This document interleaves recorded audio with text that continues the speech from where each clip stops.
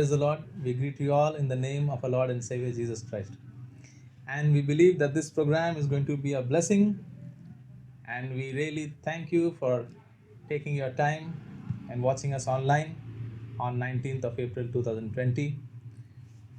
We thank you for your prayers that has enabled us to broadcast this program online. आप सबको हम धन्यवाद देते हैं कि यीशु मसीह के नाम में आप लोग यहाँ पे इकट्ठा हुए हैं इस ऑनलाइन प्रोग्राम को देखने के लिए। और मुझे विश्वास है आज के वचन जो भाई जोनाथन हमारे मध्य में शेयर करेंगे उससे आप बहुत ही आशीष पाएंगे। शुरुआत करने के पहले हम एक प्रार्थना करेंगे। प्रिय प्रभु यीशु, मैं धन्यवाद देता हूँ इस समय के लिए और प्रार्थना करता हूँ जो लोग इस प्रोग्राम को अभी देखने बैठे हैं पिता, इनके जीवन में आशीष मिले, बहुतायत रूप से आशीष मिले। और जो भी आज वचन बोया जाएगा उसमें से ये लोग आज बहुत कुछ सीख के तेरे और करीब आने सके। यीशु मसीह के नाम से चाहते हैं, आमीन। Good morning to all of you. हाय, आप सबको शुभकामनाएं। Welcome you once again and greet you in the name of our Lord and Savior Jesus Christ. आप सबका स्वागत है फिर एक बार यीशु मसीह के नाम में। And we all welcome all of you, those of you who are watching. We thank you for joining us. आप सबका हम स्वागत करते हैं, जो कोई इस समय में हमें देख रहे हैं, आप सबका बहुत सारा अभिनंदन।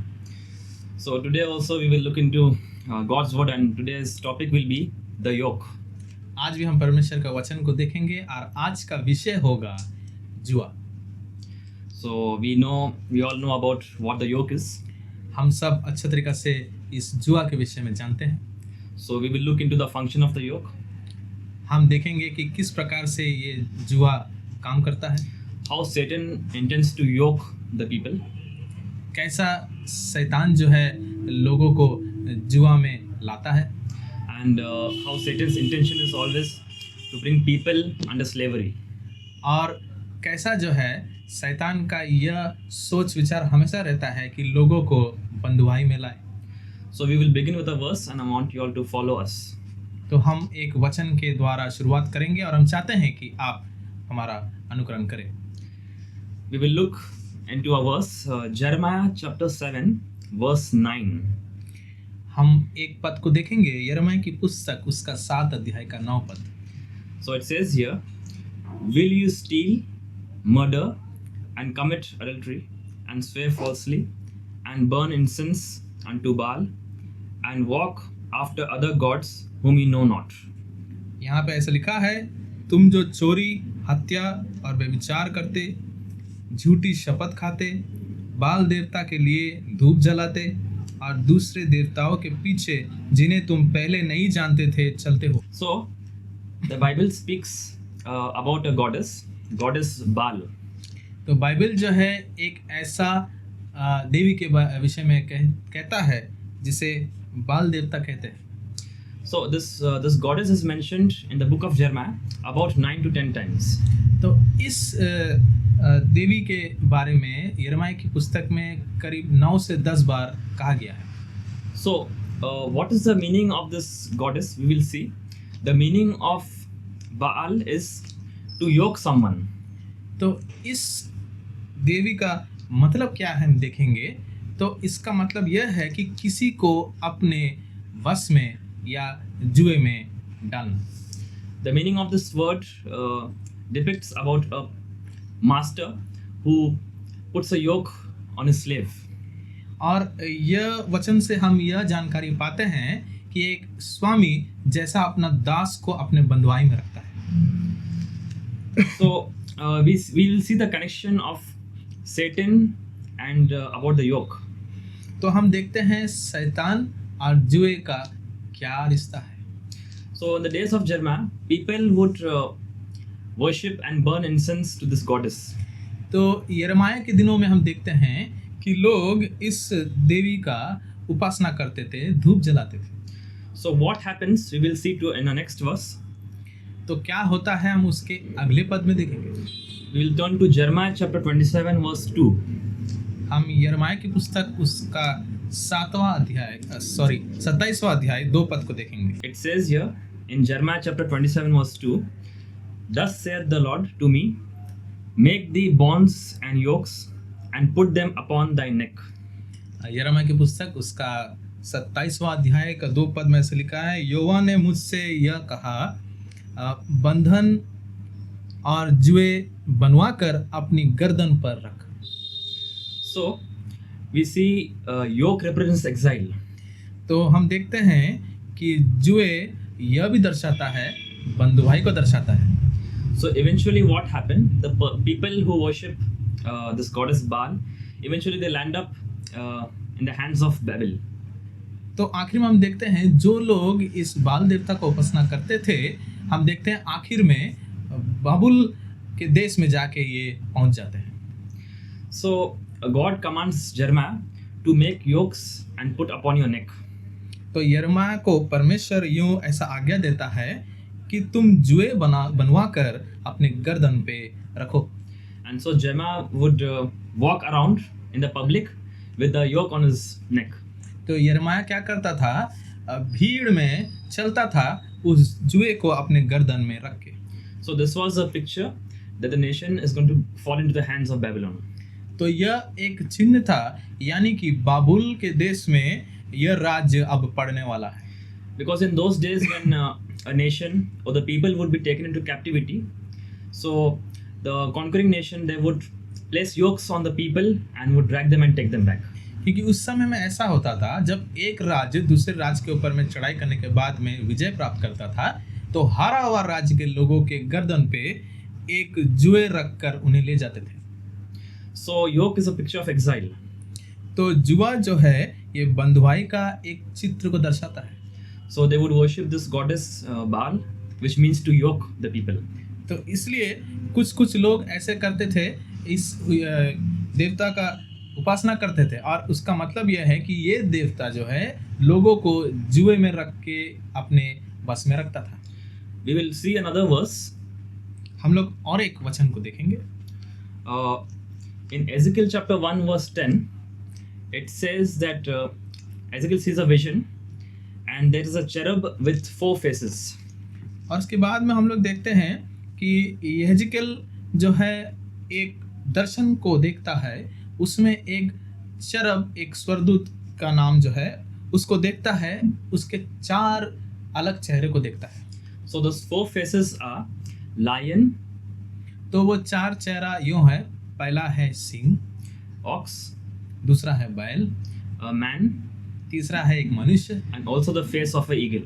और चौथा एक चील का चेहरा। So before Satan fell, Satan was a cherub. शैतान गिरने से पहले एक चेरब था। In Ezekiel chapter 28, Satan is called as the anointed cherub. और यिजकायल उसका 28वां पद को अगर पढ़ेंगे तो वहाँ पे अभिषेक किया हुआ एक चेरब शैतान को कहला जाता था। So when Satan fell, he started functioning in these 4 areas. तो शैतान जब गिरा तो ये 4 क्षेत्रों में काम करने लगा। He started functioning like an eagle. वो एक चील के समान काम करने लगा, So he watches around looking at people. ताकि वो लोगों को जो है ताकता रहे। Second, he uses people and he uses and speaks through people also. और दूसरा वो लोगों का इस्तेमाल करता है, उनसे बात करता है। Thirdly, 1 Peter 5:8 says that Satan is like a lion. और तीसरा बात हम देखते हैं पहला पत्रस उसका 5वां अध्याय का 8 पद में कि शैतान जो है एक सिंह के समान है। He goes around and devours people. वो यहाँ वहाँ चारों ओर घूमता है और लोगों को जो है समेट लेता है। And lastly, he also functions like an ox and he puts burdens on people.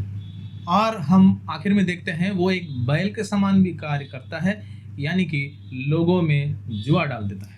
So Satan is interested in slavery and he wants to bring people under control. तो हम यहाँ से यह जान पाते हैं कि शैतान जो है उसे लोगों को बंधुआई में रखना बहुत पसंद है। So remember, God is interested in your free will. यह याद रखिए, परमेश्वर आपका स्वतंत्र इच्छा में बहुत मन रखता है, But Satan is interested to keep you under his control. मगर शैतान का यह बहुत इच्छा है कि वो आपको अपने बस में रखे। So when he lied to Eve and Adam, they came under the power of sin. इसलिए देखते हैं जब शैतान आदम और हवा को झूठ बोला तो वे लोग पाप के भीतर में समा गए। So the difference is God is a gentle spirit. तो अंतर यह पाया जाता है कि परमेश्वर का आत्मा एक नम्र आत्मा है। God works along with your spirit. परमेश्वर आपका आत्मा के साथ काम करता है, But the spirit of Satan works over your spirit. मगर शैतान का आत्मा आपके आत्मा के ऊपर कार्य करना चाहता है। He wants to control you. वो आपको अपने बस में चलाना चाहता है। So we see the yoke is a symbol of Satan and very fits his character. तो हम देखते हैं यह जुआ जो है शैतान का एक चिन्ह को दर्शाता है और उसको जो है ये बहुत अच्छा से भाता है। Now we will see that how the yoke serves three purposes. अब हम देखेंगे कि यह जुआ 3 विषयों को कैसा चलाता है। We have seen how the yoke is connected to Satan हम देखते हैं कि यह जुआ शैतान के साथ कैसे ताल्लुक रखता है and how Satan always wants to bring people into under control. और कैसा शैतान हमेशा लोगों को अपने बस में लाना चाहता है। The first thing is yoke is placed on the neck. और सर्वप्रथम यह जो जुआ है यह गर्दन पे डाला जाता है। Now the Bible says that Jesus is the head. अब बाइबल यूं ऐसा कहता है कि यीशु वो माथा है। The Bible also says that the body is the church. और बाइबल में यह भी लिखा है कि शरीर कलीसिया को कहा जाता है। We are the body of Jesus. हम यीशु की कलीसिया है। So the main strategy of Satan is to put a disconnection or a division between the head and the body. शैतान का यह एक कार्य समझना जरूरी है कि सिर और शरीर के बीच में यानी गर्दन में एक जुआ को डालना चाहता है। When Adam and Eve were disconnected from God, जब आदम और हवा को परमेश्वर से अलग किया गया, then we see they came under the yoke of sin. हम देखते हैं कि पाप के जुआ में वे लोग आ गए। So there are some bondages and there are some things that comes because of your disconnection with God. तो कभी कभी कुछ ऐसे बाधाएं हमारे जीवन में आ जाता है क्योंकि हम परमेश्वर से अलग हो चुके हैं। So the main motive of Satan is to disconnect the body and the head. तो शैतान का मुख्य विचार यही है कि सिर को और शरीर को अलग किया जाए। Because there are signals in our body that goes to our head and there are signals that come from our head to our body. क्योंकि ऐसे कुछ सिग्नल है जो शरीर से हमारे सिर तक पहुंचता है और कुछ ऐसे सिग्नल हम पाते हैं जो सर से लेके शरीर तक समा जाता है। So when Satan puts the yoke on us, there is a disconnection and our relationship with Jesus is hindered. तो शैतान ठीक गर्दन पे हमारा एक जो है बाधा यानी जुआ को डालना चाहता है, यानी कि सिर के साथ यानी कि यीशु के साथ हमारा, ताकि अलग हो जाए। And there are other burdens and bondages that come as a result of that. और कभी कभी ऐसे भी कुछ बाधाएं आ जाता है ये सारे जुए के कारण से। So now when the head wants to do something, the body cannot get the signal. तो अब क्या होता है, जब सिर में हम सिर कुछ अगर करना चाहता है तो ये शरीर को उसका सिग्नल नहीं मिलता। And when there is some intention of Jesus and there are some thoughts of the head, it doesn't flow to the body. तो मान लीजिए यीशु मसीह कुछ करना चाहता है और वो कुछ हमारे द्वारे करवाना चाहता है, तो उसका वो विचार और सोच हमारे शरीर तक आता नहीं। So the devil knows that there are many other problems that can come as a result of your disconnection with God. तो शैतान जानता है कि परमेश्वर से अगर अलग किया जाए तो बहुत सारे फल उत्पन्न नहीं होंगे। Secondly, a yoke connects you to something else. दूसरी बात को देखते हैं कि यह जुआ कुछ और चीज़ों में भी हमें तालमेल कराता है। In many pictures or in reality you might have seen that a ox or an animal is connected to another animal. बहुत बार ऐसे चित्रों को छवियों को देखे होंगे जहाँ पे एक जानवर दूसरा जानवर के साथ में एक साथ जोड़ा गया है एक जुए के माध्यम से। So Satan doesn't want you to be connected to Jesus. तो शैतान नहीं चाहता है कि हम यीशु के साथ संपर्क रखें। At the same time, Satan wants us to be connected to something else or someone else. और उसी समय हम देखते हैं कि शैतान चाहता है कि हम अपने जुए के साथ में किसी और के साथ में संपर्क रखें। So it can be a thing, वो कोई सामान हो सकता है, it can be a person, कोई व्यक्ति हो सकता है, it can be a mindset, आपका सोच हो सकता है, it can be anything. कुछ भी हो सकता है। But you should not be connected to Jesus. मगर शैतान नहीं चाहता है कि यीशु से हमारा संपर्क रहे। So that is the second thing. तो ये दूसरी बात है। And the third thing, आज तीसरा बात यह है, in Hosea chapter 11 verse 4, it speaks about a yoke that is placed on the mouth. देखते हैं होशे की पुस्तक उसका 11 अध्याय का 4 पद में कि एक ऐसा जुआ के बारे में बोल रहा है जो मुंह में डाला जाता है। So in those times and even now, yoke is sometimes placed in the animal's mouth. और उस समय में और आज भी कहीं कहीं जगहों में देखते हैं हम लोग कि इस जुए को जानवर के मुंह में भी डाला जाता है। Because the people did not want the animals to feed themselves or eat while working. क्योंकि कुछ लोग जब जानवरों के द्वारा काम कराते थे खेतों में, तो वो लोग नहीं चाहते थे कि जानवर कुछ खाए उस समय में। So this also serves two purpose for Satan. तो हम देखते हैं यहाँ पे शैतान जो है इसके द्वारा भी कुछ चाल चलन को दर्शाता है। Satan doesn't want you to eat God's word, प्रथम यह है कि शैतान नहीं चाहता है कि परमेश्वर का वचन को आप खाएं, and Satan also doesn't want you to speak God's word. और शैतान नहीं चाहता है कि परमेश्वर के वचन को आप बोले, Because you see the yoke is on the mouth. क्योंकि आप देखिए कि ये जुआ मुंह में डाला गया है। And so the verse says that God breaks the yoke of the mouth of his people. और वहाँ पे उस पद में लिखा है कि परमेश्वर अपने लोगों के मुंह में जो जुआ रखा हुआ है उसे तोड़ता है। So these are the three things that takes place. तो ये तीन बातें को हम देखते हैं जो यहाँ पे होता है। Yoke is the main yoke is breaking your relationship with Jesus. प्रथम जुआ यह है कि यीशु के साथ आपका नाता टूटना। A yoke connects you to something else or someone else. एक जुआ किसी और के साथ या कोई और व्यक्ति के साथ में आपको जोड़ता है। And the third thing is yoke closes your mouth. और हम देखते हैं कि ये जुआ जो है हमारे मुंह को भी बंद कर देता है। In Isaiah chapter 10 verse 27 there is something that's written. We'll read that. यशायाह की पुस्तक उसका 10 अध्याय का 27वां पद में कुछ है, हम उसे पढ़ेंगे। It says, and it shall come to pass in that day that his burden shall be taken away from off thy shoulder, and his yoke from off thy neck, and the yoke shall be destroyed because of the anointing.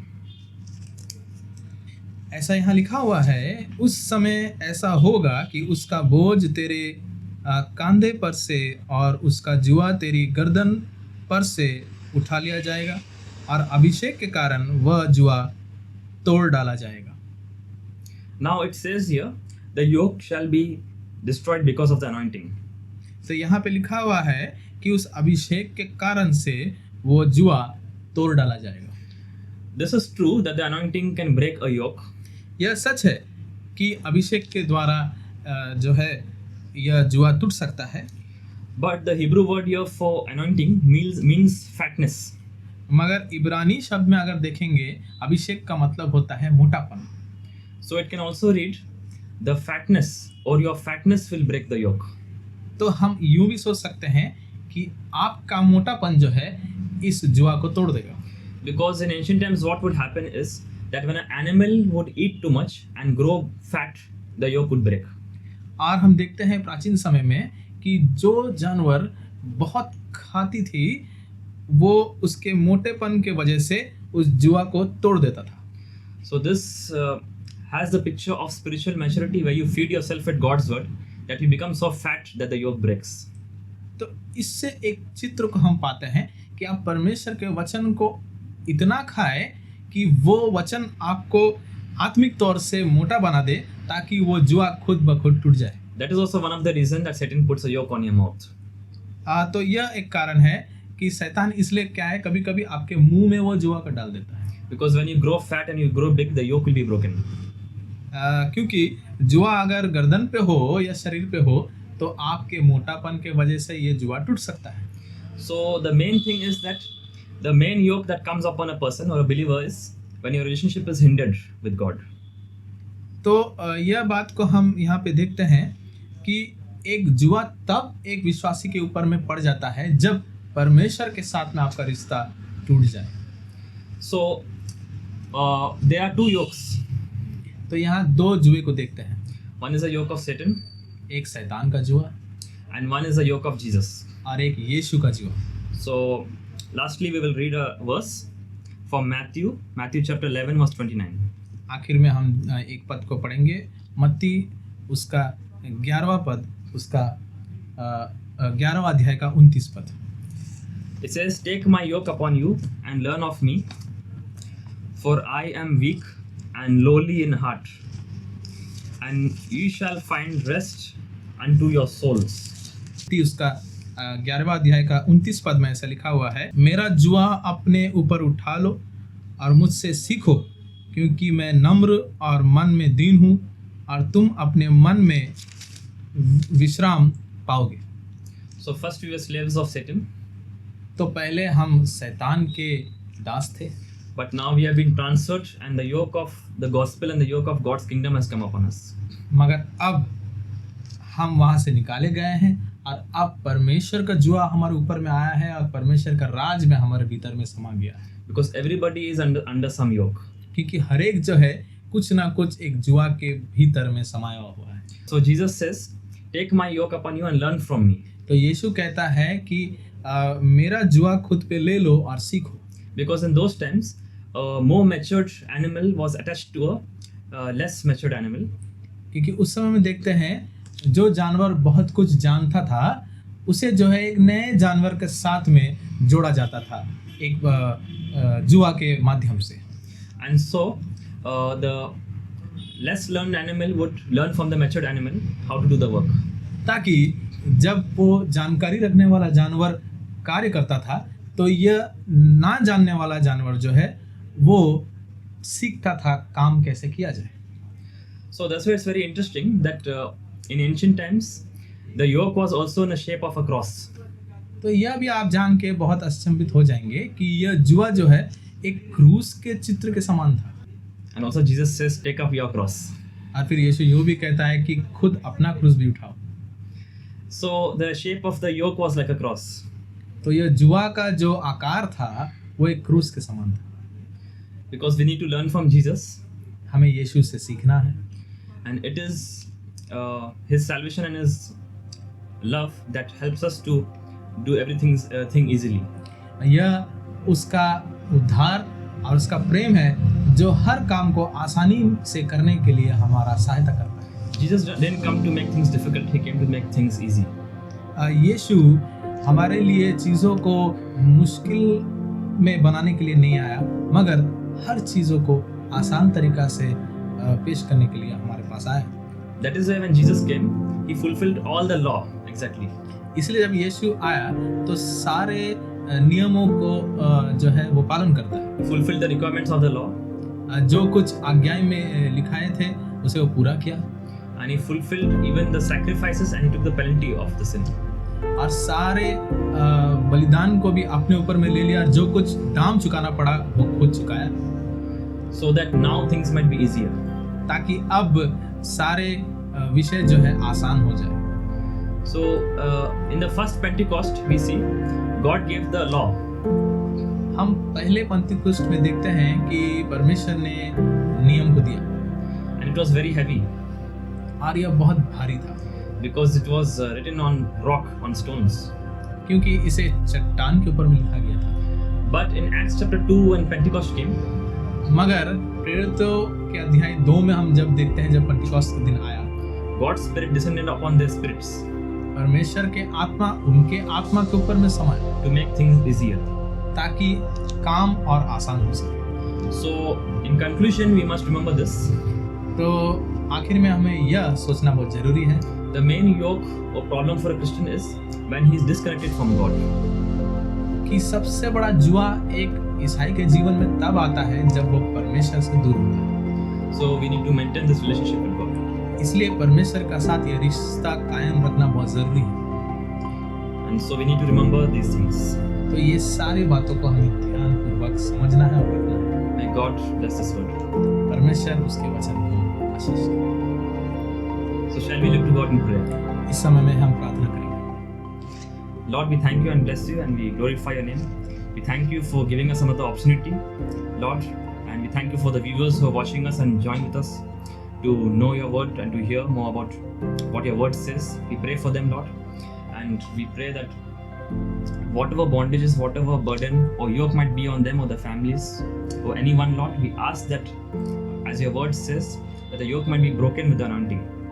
And we commit all of them into your hands. We commit all the family and the friends and near dear ones into your hands, that they may grow, they may feed off your word, they may speak your word, they may grow in maturity, they may grow in spirituality, that they might also go and carry this burden of the gospel and carry this burden of the kingdom, Lord, in this hard and difficult times which we are living in, that they may go and tell and proclaim your love and your mission to others. We thank you. In Jesus' name we pray.